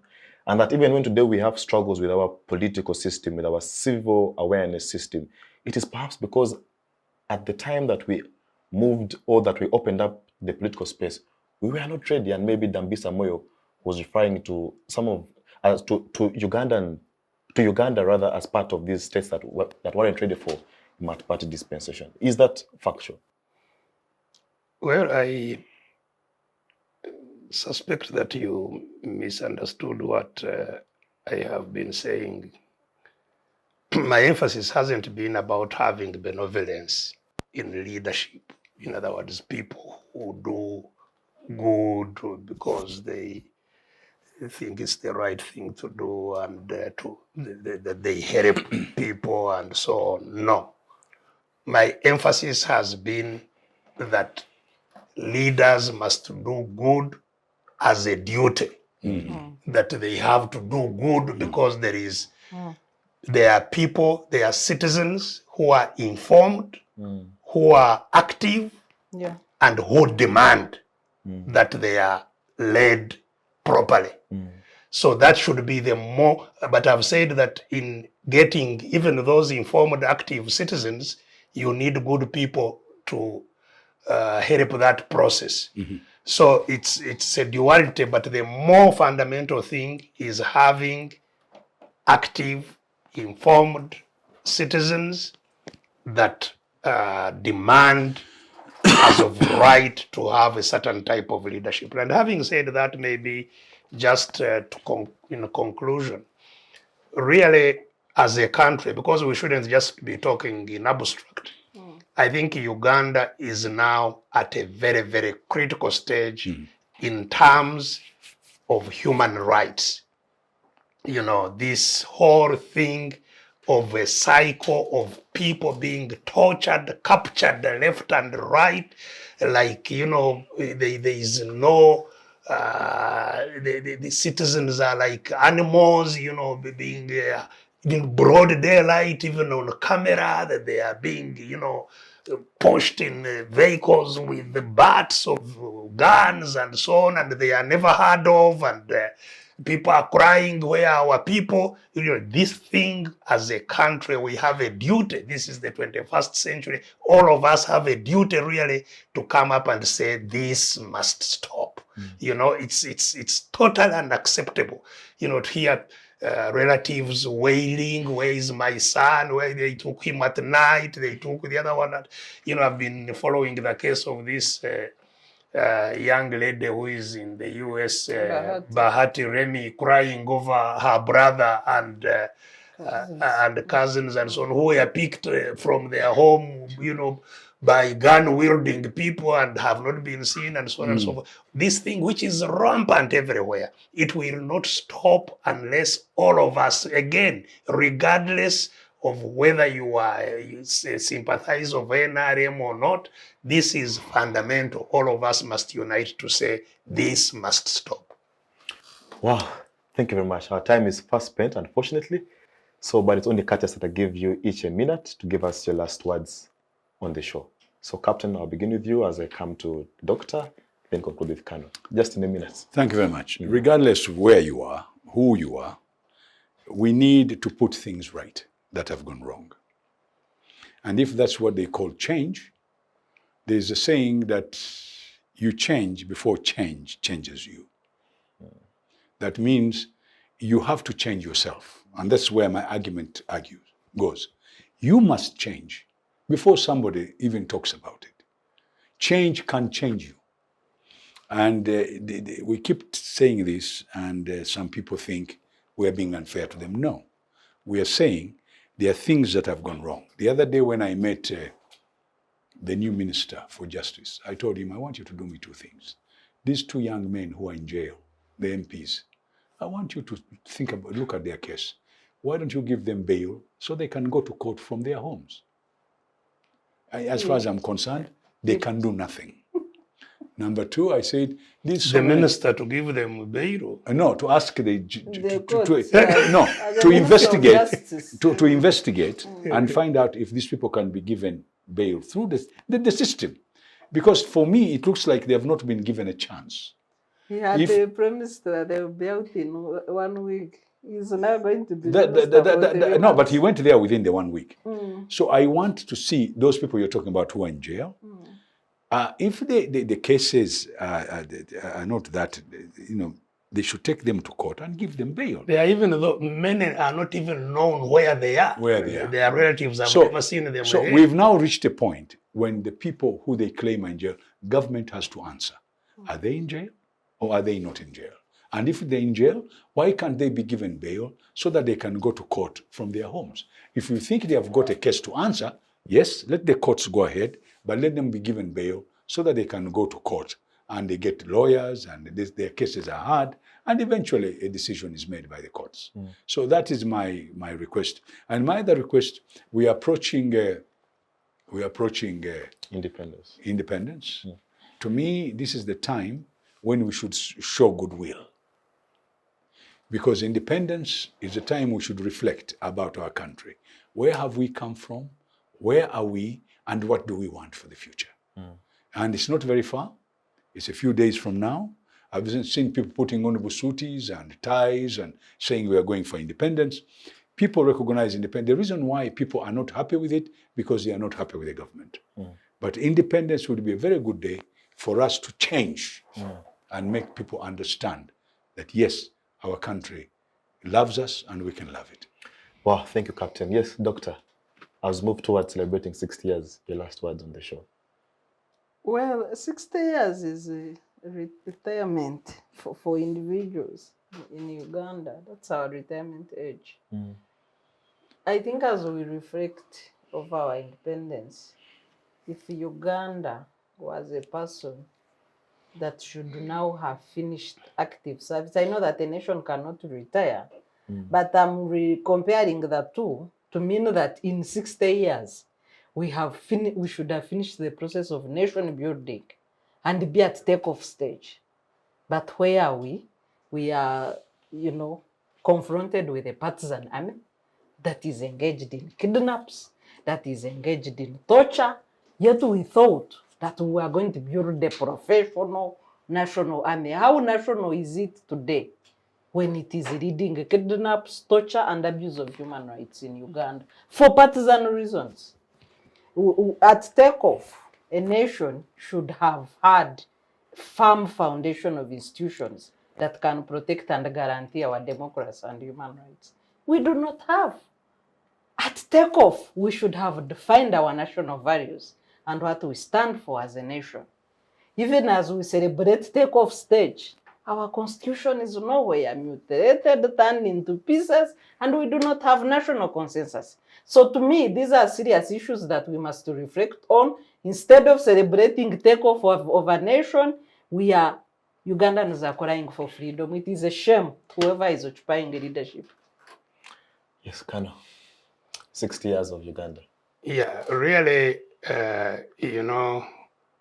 we had 70 years under foreign domination. We were able to overcome foreign domination. After 70 years. Are you giving us another 10? No.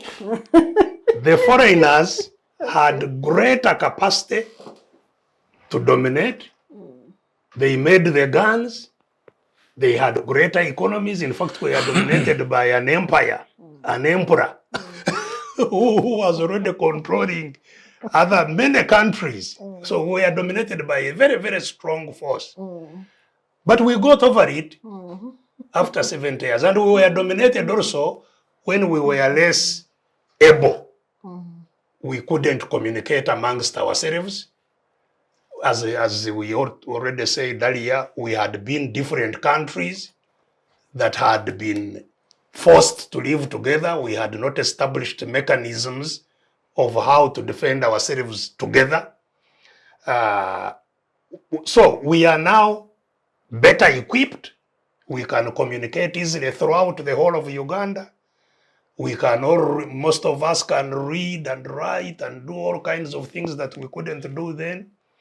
And we are dominated by a much weaker force, a force that cannot even make a safety pin. We are dominated by a force that depends on using old things from the previous colonizers. The other day I was saying Mr. Museveni is semivumba, you know, because all he uses in the whole of his 40 years are mivumba. Old vehicles, old clothes, old helicopters, which are falling from the skies. So he's just a superintendent of semivumba. Now, if we could defeat, surely, if we could defeat the Europeans, the emperor, the emperor of the British Empire, how can we fail to defeat semivumba? So the young generation, really, yes, this is a challenge for the young generation. The young generation, our forefathers defeated the Bazungu. The challenge of the young generation, because I hear them saying, you know, our generation. You are a generation for what? You must have a mission, a generational mission. The generational mission must be to defeat semivumba, to have power shift from dominators to the population. And not just to defeat a person, but a system of domination. We must defeat the system of domination and now live as free people, sovereign people of Uganda. That is the challenge. I hope God gives me some life to leave this planet when we have achieved this. Wow. Thank you very much, Captain. Thank you, Doctor. And thank you very much, Kanu. Thank you for having us. For sparing the time to be on the Citizens Chat Show. Well, I don't want to spoil any of what you've just had. Let's see you next week, same time, same place. Thank you for sparing the time to be with us. But above all, we wish you a lovely celebration. May it be a point of reflection of where the next 60 years as a country we aspire to be, and hopefully we can work towards that particular aspiration. Otherwise, see you next week, same time, same place. Bye-bye.